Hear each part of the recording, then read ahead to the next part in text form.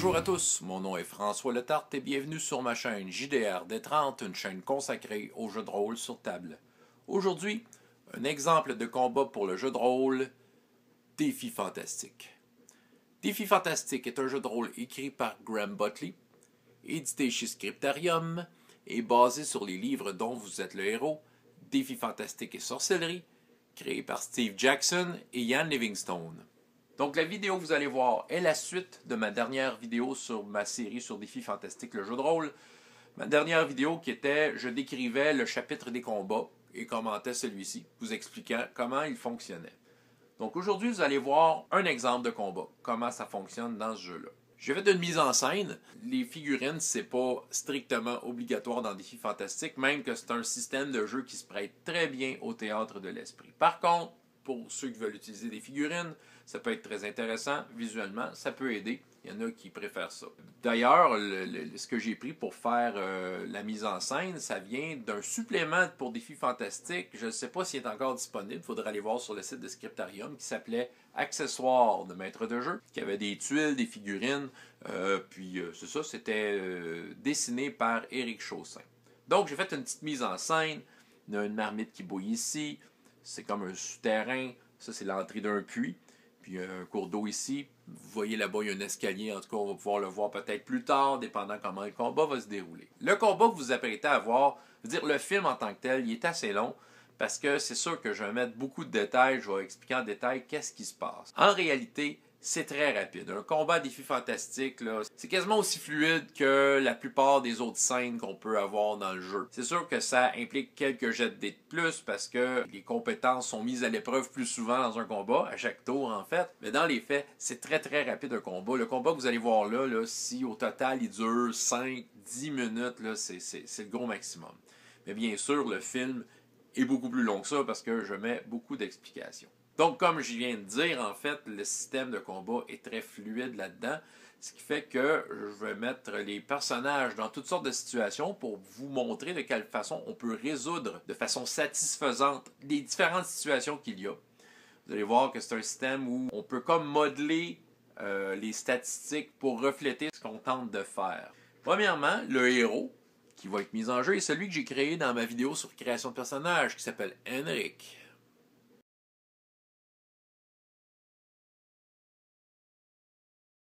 Notre ami Henrik, en quête de trésor, a découvert cet endroit-là, sachant qu'il y a de quoi aller chercher d'intéressant. Il est descendu par un puits et se trouve dans un souterrain qui est éclairé par une flamme, la flamme d'une marmite en train de bouillir. Les gobelins ici, des gobelins,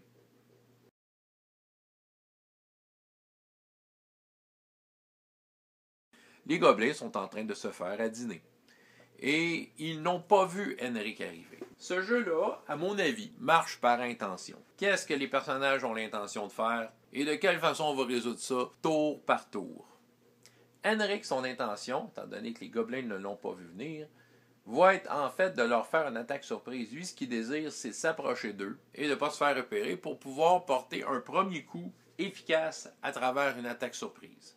Il y a deux façons de résoudre ça rapidement. C'est soit qu'on prend l'habileté d'Henrik, qu'on additionne à ça sa furtivité et qu'on essaie de rouler égal ou moins ce total. Donc ça, c'est la façon classique. Et il y a l'autre façon qui se trouve être un test opposé. Donc, encore une fois, l'habileté d'Henrik plus sa furtivité. On roule 2 dés, on additionne. Puis on fait de même pour les gobelins. On prend leur habileté et on additionne 2 dés. Donc, voici deux façons de faire pour peut-être un test de furtivité. Je vais y aller avec la façon classique. Je vais tester tout simplement l'habileté et la furtivité d'Henrik, égal ou moins, tout simplement, pour savoir si ça réussit. On va y aller de cette façon-là. Il a 7 en habileté et 2 en furtivité. Donc, il doit obtenir un résultat de 9 ou moins pour réussir ce test.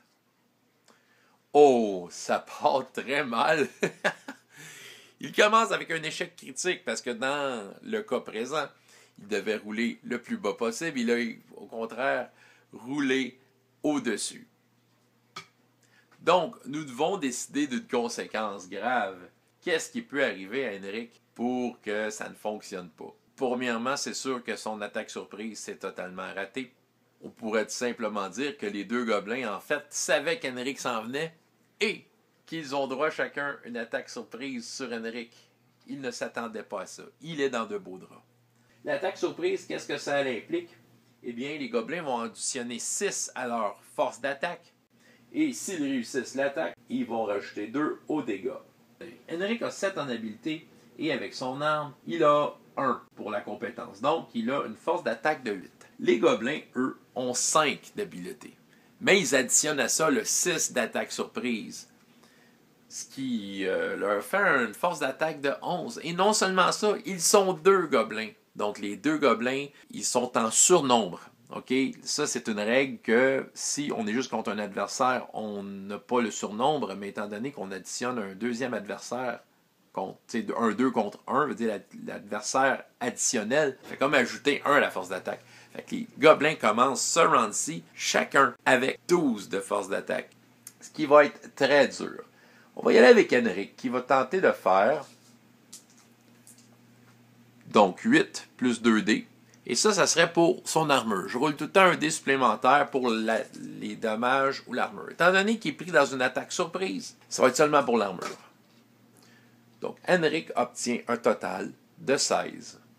Ce qui est vraiment pas beaucoup. Et son armure n'a pas performé. Ce gobelin-ci, je vais rouler le dé qui est tombé, obtient un très gros total de, je ne veux même pas le calculer, on voit très bien qu'il va gagner le round.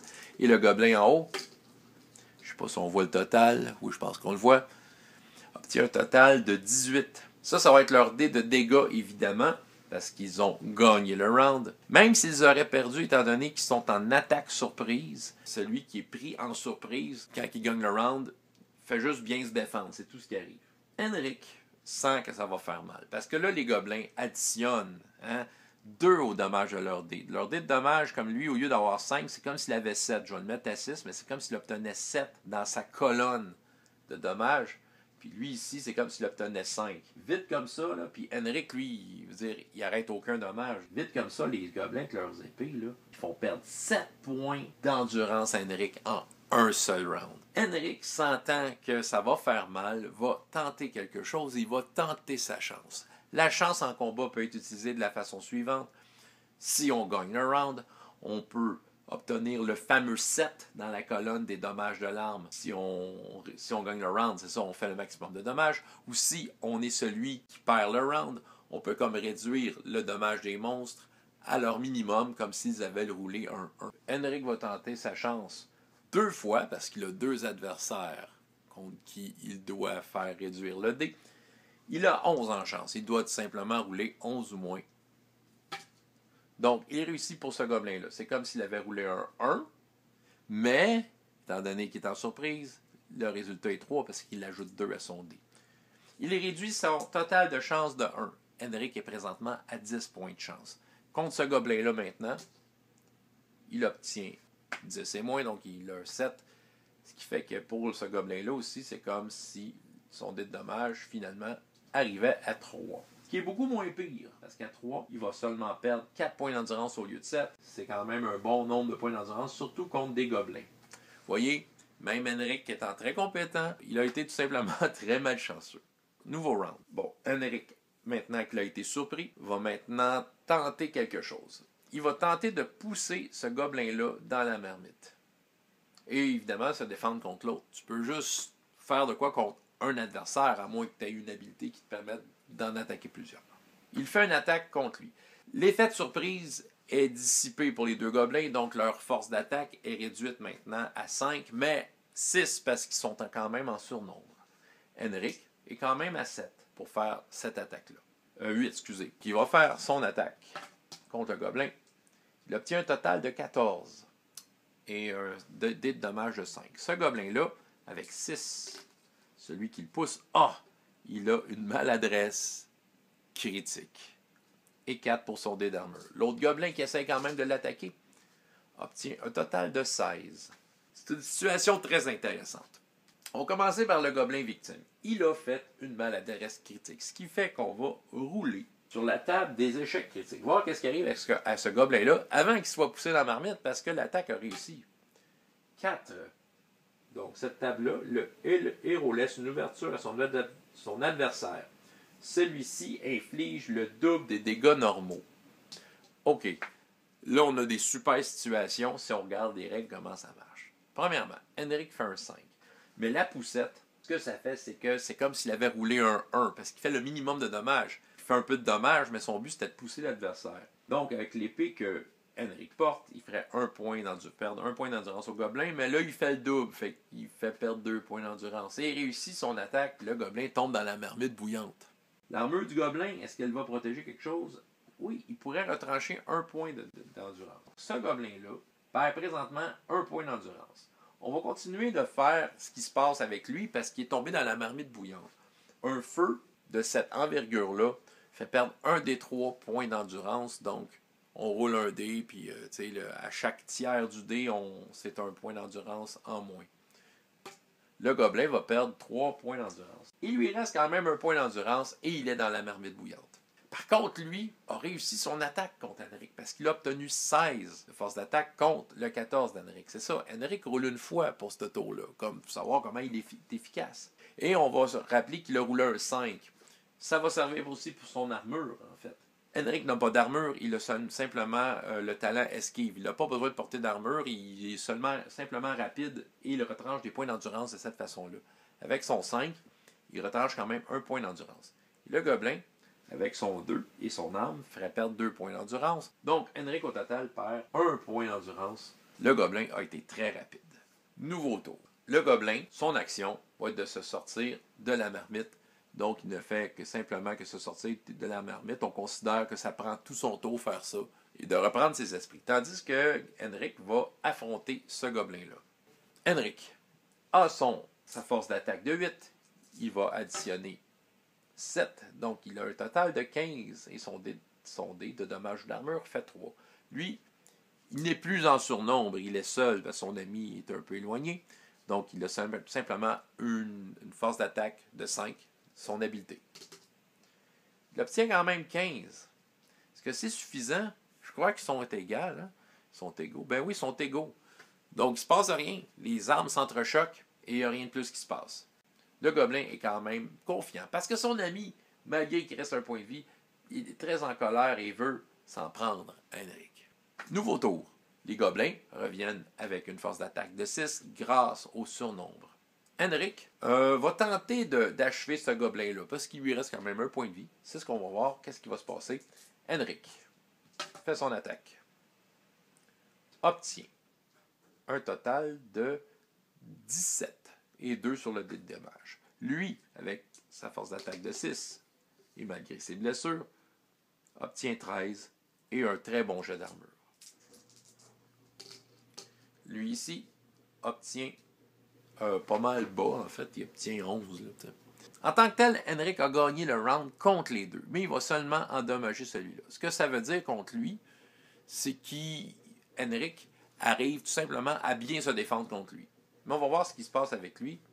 Donc, Henrik, avec son 2 pour les dommages, retrancherait 2 points de dommages au gobelin. Mais quand même, le gobelin a roulé un 6 pour son armure. Dans son cas, le 6, il ne fait que retrancher 1 point d'endurance, ce qui n'est pas suffisant. Il n'en restait que 1. Il réussit à trouver une faille dans l'armure et à achever ce gobelin-là. Notre ami gobelin ici vient de perdre son ami. Il va quand même tenter, je vais retirer ces dés-là, il va quand même tenter de s'en prendre à Henrik, pensant qu'il peut peut-être l'affronter, comme un courageux gobelin. Et Henrik, évidemment, va vouloir le frapper. Donc, moi, pauvre gobelin. Henrik vient de rouler une réussite critique. Oui, tout à l'heure, Henrik avait roulé double 6 pour sa première action, mais il fallait qu'il pogne bas. Mais étant donné que c'est un test opposé en combat, mais là, le contraire, c'est ça qu'on veut. On veut rouler haut. Donc, il vient de rouler double 6. Et le gobelin, peu importe ce qu'il roule, Henrik gagnerait le round, soit dit en passant. Même si le total actuel du gobelin serait plus élevé qu'Henrik, une réussite critique réussit toujours. Le gobelin a un très bon jet pour son armure, parce qu'on sait très bien que ça va servir pour son armure. Tandis qu'Henrik, ici, il y a un jet standard. Sauf que là, réussite critique, qu'est-ce que ça implique? Double des dommages, ça veut dire que le résultat de dommages va être doublé. Le gobelin perd 1 point d'habileté, ce qui est très handicapant dans ce jeu-là. Donc, à 3 sur la colonne des dommages, l'épée d'Henrik fait 2. Donc, le gobelin perdrait présentement 4 points d'endurance. Ben, peut-être moins, en fait. C'est ça, il en perd 3, c'est vrai. Son armure en retranche 1. Il lui reste 2 points d'endurance. Et il perd 1 point d'habileté. On a entendu ses os craquer. Puis là, le gobelin se sent un peu moins en confiance. Voici le nouveau tour, qu'est-ce qui va se passer. Le gobelin veut se sauver. Il a peur. Donc, son intention, c'est de se rendre là-bas. L'intention, c'est ça, il veut se rendre dans les escaliers-là en criant et appelant à l'aide. Henrik va tenter de lui asséner un coup fatal avant qu'il réussisse à faire ça. Si jamais le gobelin survit, il va quand même faire du mouvement. On peut comme dire on pourrait comme séparer la scène en deux. T'sais, on s'entend, joueur maître de jeu, que il y a comme. Ça pourrait être 2 rounds, tout ça, là, cette course-là. Donc le gobelin va se désengager. Si jamais il gagne un round, tout ce qu'il fait, c'est qu'il s'en va. Puis son armure peut l'aider. Le gobelin, avec son 4 d'habileté maintenant, produit un 14 pour cette action-là. Henrik, simplement un coup d'épée bien standard. Ben, il ne produit pas grand-chose finalement. Le gobelin s'échappe. Il crie à l'aide. Et ses cris semblent être entendus car il a une réponse en haut des escaliers. Henrik engage la poursuite. Même chose. Il va tenter de rejoindre le gobelin. S'il le rejoint, il va pouvoir tenter là, de l'attaquer. Donc là, c'est à savoir, est-ce que le gobelin va être rejoint par Henrik? On va faire le gobelin qui se sauve. Il a produit un total de 9, qui, je crois, ne sera pas suffisant. Henrik, là, on parle seulement de courir après le gobelin. Donc, il n'utilisera pas nécessairement son épée. Là, il ne court pas avec son épée. Son habileté devrait suffire, en fait, pour ça. C'est donc 7 d'habileté. Ben, c'est ça. Il rejoint le gobelin. Donc, le gobelin tente de désengager. Encore une fois, faisons le gobelin qui produit 15. Et Henrik qui, cette fois, va tenter de lui donner un coup d'épée. Donc, le coup d'épée d'Henrik va-t-il porter? Oui, je pense que c'est suffisant. Produit 14. Fait pas beaucoup de points de dommage, par exemple. Et le gobelin, son armure n'arrête rien. Fait perdre un point d'endurance au gobelin, qui est encore vivant. Le gobelin se retrouve dans les escaliers et accueille son nouvel ami, un ogre.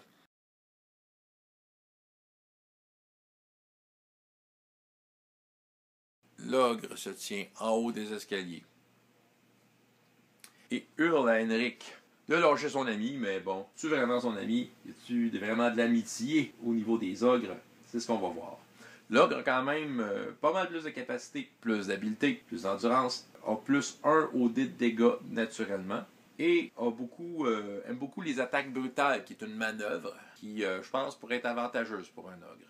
Donc, on va faire les intentions de tout le monde. Le gobelin va attendre que son ami l'ogre soit engagé contre Henrik pour pouvoir lui aussi attaquer et peut-être donner l'avantage du surnombre à son ami. L'ogre va tenter une charge. Dans le fond, il va faire une attaque brutale contre Henrik. Ça va se faire en 2 tours. Il y a quand même pas mal de distance à faire. Henrik, lui, va tenter quelque chose. Il va tout simplement prendre une roche à terre puis le lancer à l'ogre. Tenter d'y faire perdre peut-être 1 point d'endurance en chemin. Donc, c'est une arme improvisée. C'est un test opposé. L'ogre, ça va être tout simplement savoir s'il évite les dommages, tout simplement. On considère que c'est portée courte, donc Henrik n'a pas nécessairement de malus. Puis il est quand même bon avec les armes lancées, il y a 2. Ce qui fait que, dans le fond, sa force d'attaque est de 9. Henrik va lancer sa roche contre l'ogre. Et quand même obtient facilement 17. Les 2 se sont des dommages. L'ogre va tenter d'éviter tout simplement parce que c'est ce qu'il peut faire de mieux. Ben, il obtient 19 en fait. Ah oui. Fait que dans le fond, il vient de battre Henrik à plate couture. Ce qui fait que la roche, l'ogre évite la roche. Ça aurait été une bonne occasion pour Henrik. L'intention maintenant. L'ogre arrive à Henrik et va lui asséner une attaque brutale. Mais vraiment brutale. L'ogre est fâché. L'attaque brutale implique que, dans le fond, pour chaque 2 points de force d'attaque qu'on retranche, on ajoute 1 au dé de dégâts. Donc, l'ogre, s'il réussit son attaque, va ajouter 2 à son dé de dégâts contre Henrik. Donc, Henrik, lui, va faire une attaque contre l'ogre aussi. Il croit qu'il a bien saisi l'ogre et il pense pouvoir lui asséner un bon coup. Henrik, sa force d'attaque avec son épée courte est de 8. Et il obtient un total de 18, qui est très très bon. L'ogre, il vient de s'enlever 2 à sa force d'attaque, donc il a une force d'attaque de 6. Ce qui n'est pas suffisant. Il n'a pas été assez rapide. Henrik l'a évité et a réussi à lui donner un coup. Mais avec 1, il n'irait pas faire grand-chose, Henrik. Surtout que l'ogre a quand même une défense naturelle. Puis il va avoir un 5 sur son dé d'armure. Fait qu'il va retrancher des points d'endurance. Henrik ne veut pas que le combat soit long contre cet ogre-là. Ce qui fait qu'il va réutiliser sa chance encore. Il était maintenant à 9 points de chance, étant donné qu'il l'avait utilisé 2 fois en début de combat. Donc, s'il a 9 ou moins, il pourra obtenir le maximum de dommages, la colonne 7. Il réussit avec 8.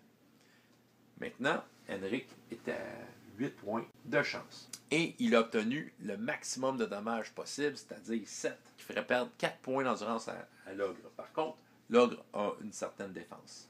Il retranche quand même 1 point d'endurance à ce qu'il va perdre. Donc l'ogre vient de perdre au total 3 points d'endurance.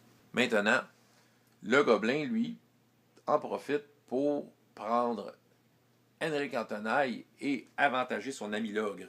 Donc, Henrik est devant un choix. Est-ce qu'il s'en prend à l'ogre ou s'il s'en prend au gobelin? Il va tenter quelque chose contre l'ogre. Il va tenter une feinte. La feinte rajoute 1 au dé de dégâts de dommages. Sauf que s'il perd le round de combat, c'est son adversaire qui a plus 1 de dégâts, qui va avoir plus 1 au dégâts de son arme. Il tente quand même le coup, il s'essaye là-dessus. Henrik, sa force d'attaque est de 8. Ouf, il obtient 11. Oh, c'est pas beaucoup. L'ogre se tente encore une attaque brutale. Sa force d'attaque devrait être de 6, mais avec le surnombre, tombe à 7. Eh bien, il obtient 11. Comme Henrik, égal. Oh, que c'est de la chance, ça. Les deux armes s'entrechoquent. Mais est-ce que le gobelin part en arrière, même avec son 4 d'habileté, mais augmenté à 5 par le surnombre, va réussir à endommager Henrik? Ben, je pense que oui. Le petit gobelin qui est passé par en arrière a réussi à donner un petit coup vicieux à Henrik, lui faisant perdre probablement juste 1 point d'endurance, mais assez pour rappeler à Henrik que le gobelin, il aurait peut-être dû l'achever avant. Donc, Henrik perd un autre point d'endurance. Henrik va tenter d'achever le gobelin. Et il laisse faire l'ogre, laisser faire la feinte. Il sait que le gobelin, à un coup, il peut l'avoir. Donc, il obtient pour sa force d'attaque pour ce round-ci avec son épée, un total de 15. Le gobelin, en additionnant 5, vient de perdre le round. Donc, le gobelin, c'est sûr qu'il est mort. Mais est-ce que l'ogre va être capable d'être plus fort qu'Henrik pour ce round-ci? Avec une attaque brutale toujours, hein? L'ogre était fâché. Il fait des trous avec sa massue autour d'Henrik. Ben non, il n'arrive pas à l'avoir. Il fait 12 total.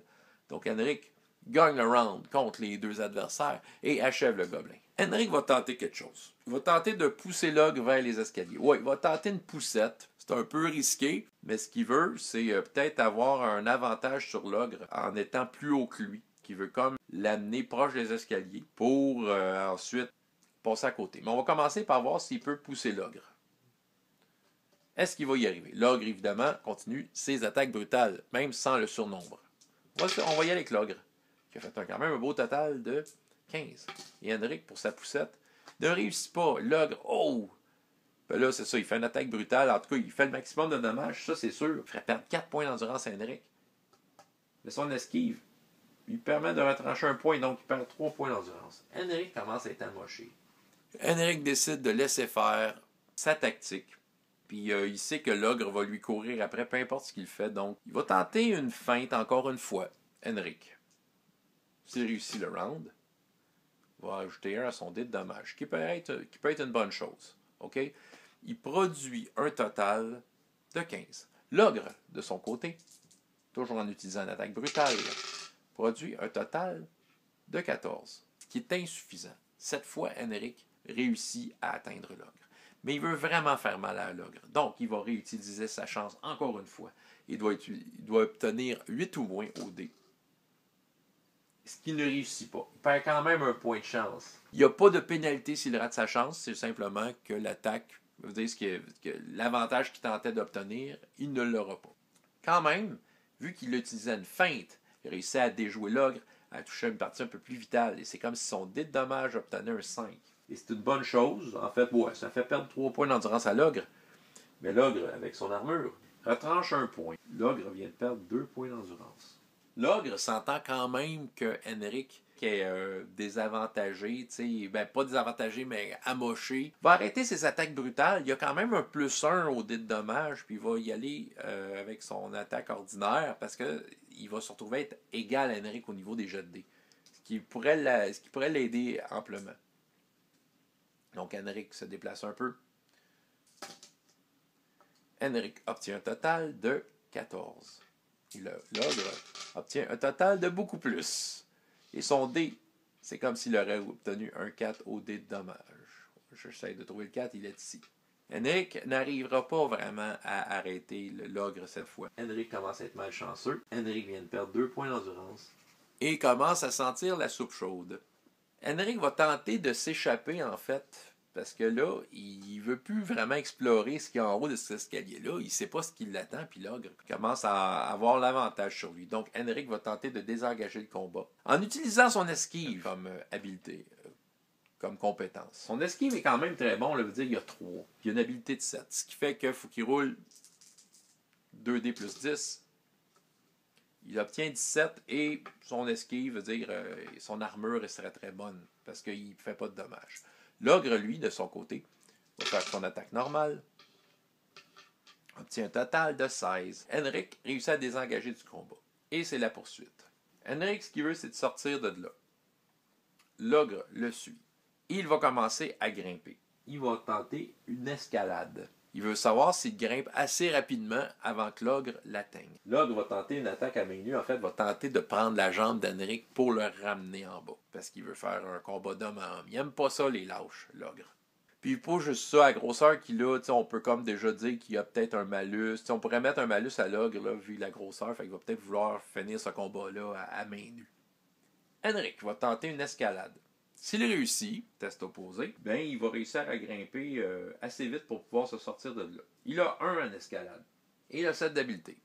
Donc 2D plus 8. Oh! Échec critique. Pauvre Henrik. On va voir ce que l'ogre fait. L'ogre n'a pas bien plus, mais étant donné qu'il y a un échec critique, on s'entend qu'il a quand même perdu. Henrik non seulement tombe, mais tombe par terre. L'ogre est par-dessus lui. Henrik va devoir se relever. Bon, il est dans un couloir étroit, ça enlève 4 à sa force d'attaque.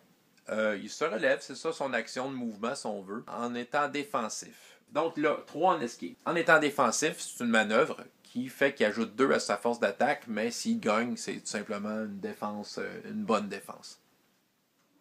C'est ça qu'il va le faire. Ce qui fait qu'il se retrouve avec une force d'attaque de 12. Mais là, étant donné qu'il est dans un endroit clos, moins 4, c'est comme s'il avait 8. 2D plus 8, 14. L'ogre, n'utilisant pas sa grosse arme, il a un avantage de surplomb, comme s'il était par-dessus Henrik. Donc, il a +1, mais il est dans un endroit très étroit. En fait, moi, j'ai dit très étroit, c'est étroit. Donc, moins 2, mais de toute façon, Henrik, ça veut dire que je me suis trompé de chiffre, excusez. Je rajouterais 2. Henrik a 16. L'ogre, en fond, il a +1 parce qu'il est surplomb, mais il couloir étroit, moins 2, simplement moins 1. 2D plus 7. Oh, 17. Oh, que ça va faire mal. L'ogre réussit à faire perdre à Henrik, comme s'il avait roulé 3. Ça va être 2 points d'endurance. Henrik est sur le bord de la catastrophe. Voyant que c'est peut-être ce qui l'avantage le plus, il va continuer d'esquiver, mais je vais changer de tactique. Le combat, et finalement, il est plus long que je pensais, mais c'est ça, c'est plein de surprises. On va faire des revirements. Ce qu'il va faire, c'est qu'il va passer, il veut éviter l'ogre, donc esquiver l'ogre. Mais en fait, ça va être plus une acrobatie cette fois. Il va tenter de passer à côté de l'ogre sans se faire frapper. Défensivement, donc il fait un mouvement défensif. Défensif plus 2, acrobatie plus 1, 2D plus 10. Ah, quand même un beau total. Il obtient 21. L'ogre va tenter de le frapper brutalement et Henrik réussit à faire ça. L'ogre ressort de cet endroit, reprend son gourdin et veut frapper Henrik. Henrik, son intention cette fois, c'est d'aller en arrière de la marmite en feu. L'ogre, son intention, ça va être d'empêcher Henrik d'aller aussi loin, d'être capable de le rejoindre avant qu'Henrik se rende en fait. Donc Henrik va tenter cette fois, plus comme un test d'habileté bien ordinaire. 16. L'ogre. Ah, il n'est pas assez rapide. Henrik va tenter quelque chose. Il va donner un coup de pied sur la marmite pour qu'elle se renverse sur l'ogre. Il va tenter de l'ébouillanter. C'est du combat à main nue, si on veut, mais il n'y a pas ça bagarre. Henrik a 7 d'habileté tout simplement pour faire cette manœuvre. Il va faire ça. Il obtient un total de pas beaucoup. Il obtient un total quand même de 12. Et l'ogre, ben lui, son intention, c'est de faire le tour pour aller frapper Henrik. S'il réussit, il réussit à frapper Henrik. Il a 13, lui-ci. Non, il a même moins que ça. Il réussit à frapper Henrik. La marmite tombe, mais le gourdin finit par atteindre Henrik. Puis Henrik vient d'être achevé, tombé dans l'eau et emporté par la rivière. On vient de tuer notre héros.